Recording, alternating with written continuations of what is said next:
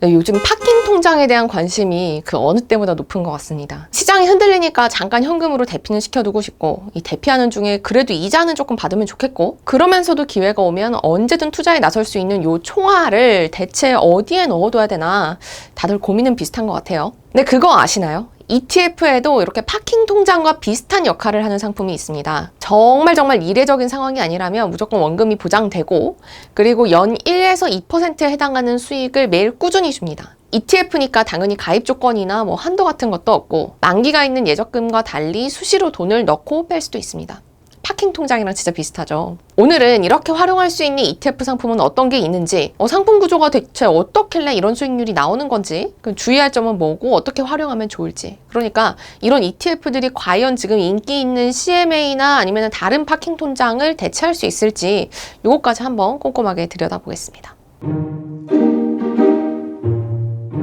제가 오늘 뜯어보려고 하는 이 상품은 수익률이 금리에 연동되는 ETF입니다. 국내에는 두 종류가 상장해 있어요. 하나는 타이거 CD 금리 투자 KIS 합성 ETF고요. 그리고 다른 하나는 코덱스 코퍼 금리 액티브 합성 ETF입니다. 이 두 상품에서 기대할 수 있는 수익률은 한 연 1에서 2% 정도예요. 요즘은 금리가 많이 올랐잖아요. 그래서 연 2% 정도대 수익을 기대할 수 있는데요. 이 정도면 우리가 일반 시중에서 지금 만날 수 있는 CMA나 아니면 파킹 통장이랑 비슷하죠. 이 상품들에서 연 1에서 2% 수익을 기대할 수 있다라고 제가 얘기 드리는 이유는 두 상품이 따라가는 지수가 무위험 지표금리이기 때문입니다. 이거는 시장에서 원금 손실의 위험이 전혀 없이 얻을 수 있는 이자 수준이라는 의미입니다. 그러니까 한마디로 예적금이랑 똑같은 수준의 이자를 준다는 거예요.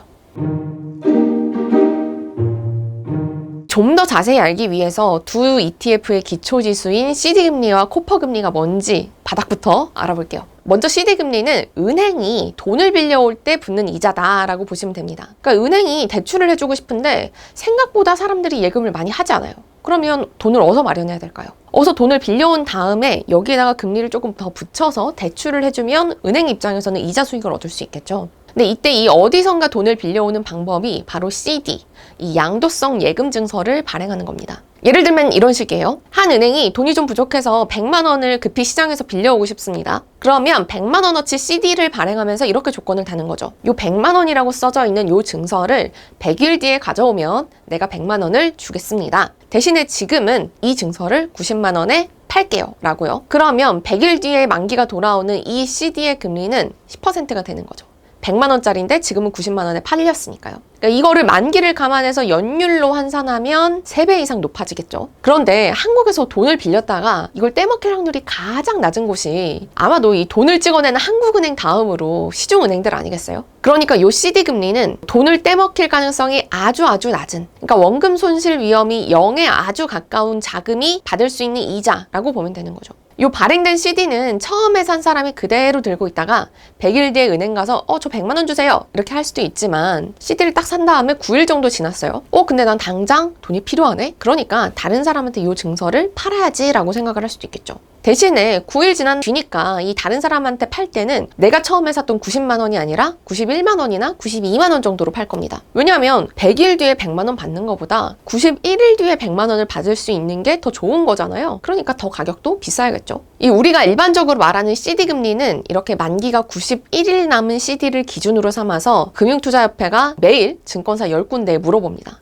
이 91일 만기가 남은 CD 이거 너네 얼마에 살래? 이렇게 물어봐요. 그러면 증권사가 매일 저는 요 정도 가격에 사겠습니다 라고 호가를 제시하죠. 그러면 금융투자협회가 가장 비싸게 부른 곳 그리고 가장 싸게 부른 곳 이거 두 곳을 빼고 나머지 8개의 호가를 평균을 내서 CD 금리를 결정하고 공시합니다. 근데 듣다 보면 아시겠지만 여기에는 좀 문제가 있어요. 뭐냐면 CD 금리는 은행이 대출을 위해 돈을 마련하는 데 쓰는 원가 같은 거다 이렇게 말씀드렸잖아요. 그러니까 김치 공장에서 배추 사오는 가격이 CD 금리고 김치 가격이 대출 금리인데, 배추 가격이 오르면 김치 가격을 따라 올리는 것처럼 CD 금리가 오르면 대출 금리도 올라갑니다. 근데 은행 입장에선 이 대출 금리가 내가 얼마나 돈을 벌 수 있는지 수익성에 직결이 되잖아요.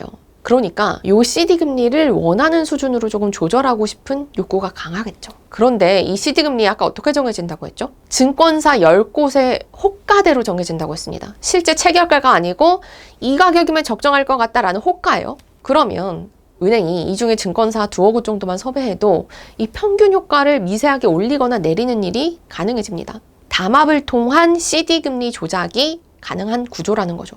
실제 2012년에 영국에서요, 이 은행들이 공모를 해서 영국의 CD 금리인 이 리보 금리를 조작했다라는 사실이 드러났고, 이후에 한국에서도 비슷한 시기에 우리 은행들이 CD 금리 조작하고 있는 거 아니야? 라는 의혹이 퍼지면서 이 CD 금리 자체에 대한 신뢰도가 굉장히 많이 떨어졌습니다. 코퍼 금리는 이 CD 금리의 이런 허점을 보완하려고 만든 금리예요. 코퍼는 코리아 오버나잇 파이낸싱 레포 레이트의 약자인데요. 이거는 CD 금리처럼 호가가 아니라 실제로 단기자금 시장에서 거래된 데이터를 바탕으로 우리는 금리를 산출하겠다라는 겁니다. 이때 기준이 되는 단기자금은 CD가 아니라 국채나 통화안정증권을 담보로 하는 환매 조건부 채권, 즉 RP입니다. 이 RP라는 게 뭔지도 간단히 설명을 드리면, 예를 들어서 만기가 오래 남은 국채를 제가 가지고 있다고 해볼게요. 근데 국채를 들고 있지만 잠깐 현금이 필요해요. 그래서 이 국채를 담보로 돈을 빌리는 겁니다. 예를 들어서 지금 국채의 가치가 100만 원짜리라면 내가 지금 이 채권을 너한테 줄 테니까 현금을 100만 원 줘. 대신에 10일 뒤에 이자 붙여서 101만 원으로 돌려줄게. 그때 내 채권 돌려줘야 돼? 라고 하는 겁니다. 그래서 정해진 시일 안에 채권을 다시 사오는, 환매라는 조건이 붙은 채권이다 라는 의미에서 환매 조건부 채권이라고 부르는 거죠. 근데 요거 역시 나라가 발행하는 국채나 한국은행이 발행하는 통화안정증권을 담보로 하기 때문에 한국에서 돈 떼먹힐 가능성이 가장 낮다라고 보면 되겠죠. 게다가 이 코퍼 금리가 기준으로 삼는 RP는 만기가 딱 하루 남은 거예요. 그러니까 당장 내일 원금과 이자를 받을 수 있는 채권이거든요. 그러니까 위험이 0에 아주 가깝다라고 볼 수 있겠죠. 그래서 코퍼 금리가 CD 금리를 대체해서 이 원금 손실 가능성이 없는 자금에 붙는 이자, 즉 무위험 지표 금리로 적합하다고 보고, 앞으로는 CD 금리가 아니라 코퍼 금리를 무위험 지표 금리의 기준으로 삼겠다라는 게 정부의 입장입니다.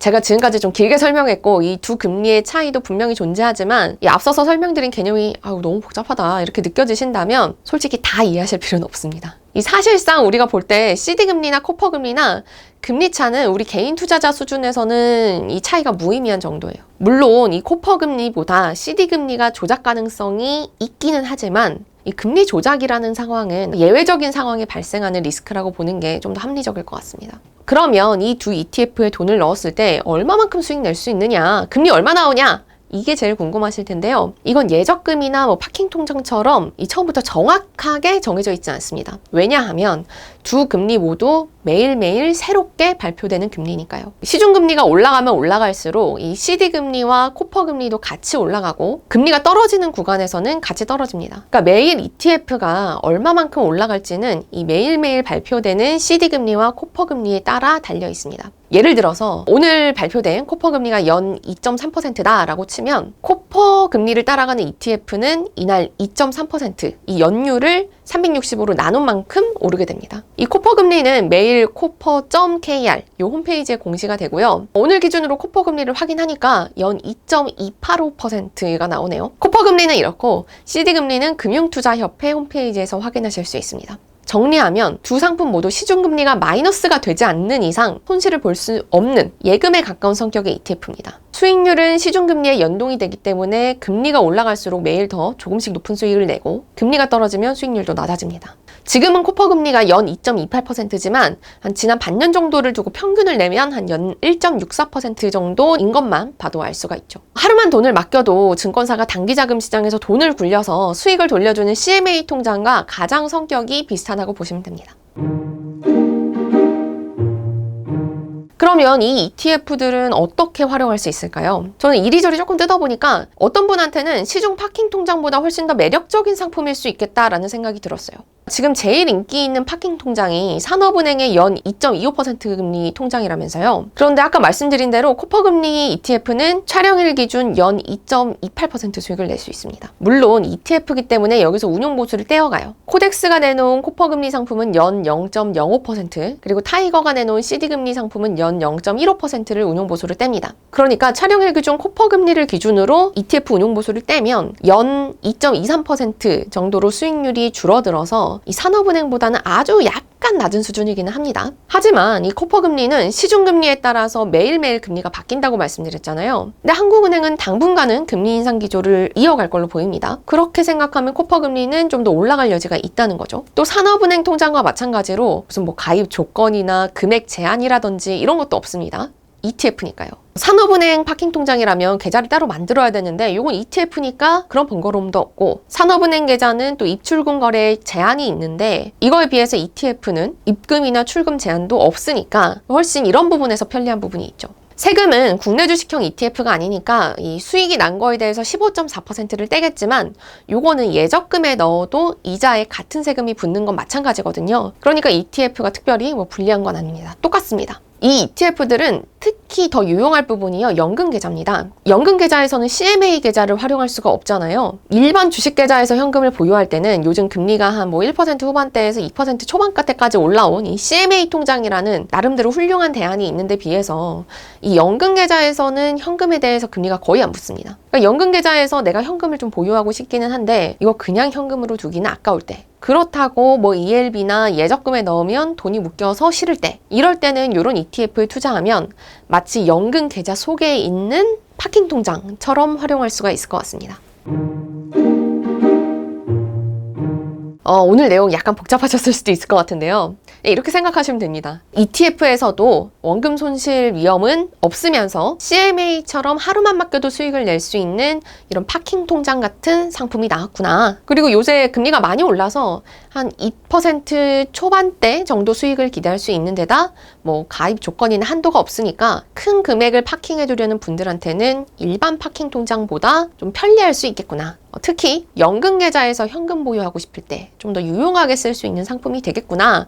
이 정도를 좀 포인트로 잡으시면 좋을 것 같습니다. 네, 그러면 저는 다음에도 더 유용한 실전 재테크 영상으로 찾아오겠습니다. 감사합니다.